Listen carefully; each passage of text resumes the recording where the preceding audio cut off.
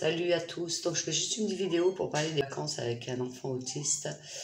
Partir en vacances avec un enfant autiste, c'est très compliqué, et même seul. Moi, je pars souvent avec Louise, mais la plupart du temps, je suis jamais partie seule.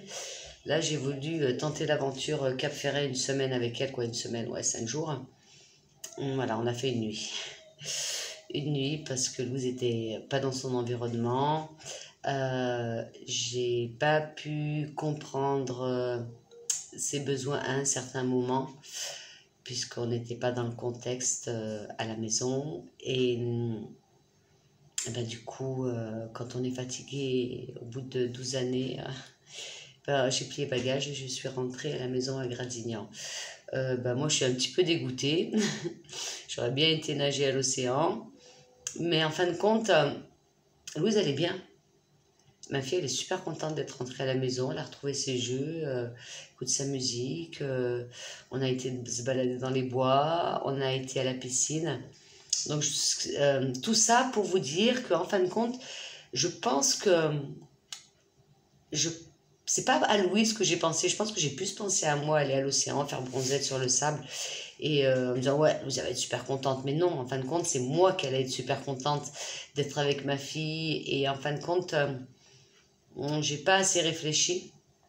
Et donc, quand on part avec un enfant autiste, où qu'on aille, même si c'est un lieu qui est familier, il faut vraiment, vraiment, vraiment, vraiment, vraiment réfléchir comment on met en place la semaine de vacances. Après, autre chose, j'avais aussi envie de dire, seul avec un enfant autiste qui a quand même beaucoup de comportements problèmes ou comportements inappropriés ou qui a de l'épilepsie ou autre, vaut mieux partir à deux. Voilà. Moi, je suis partie seule et comme ça fait plusieurs années que je m'occupe de Louis, ça commence à être un petit peu fatigant et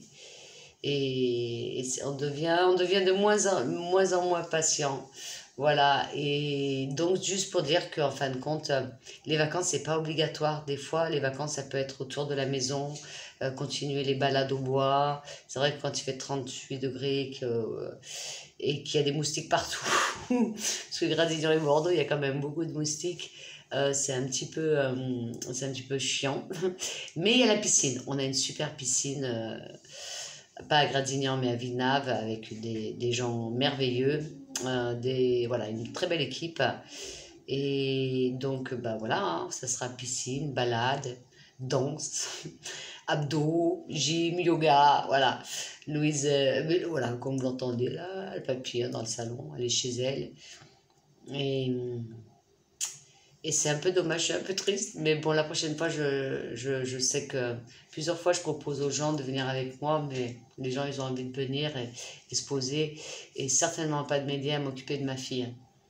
Voilà.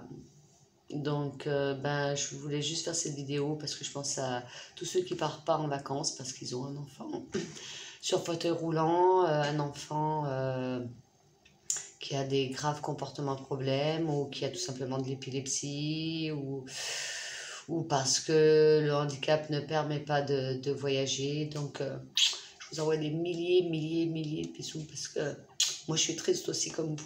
Voilà. Alors, bonnes vacances à tous ceux qui ont un enfant en situation de handicap.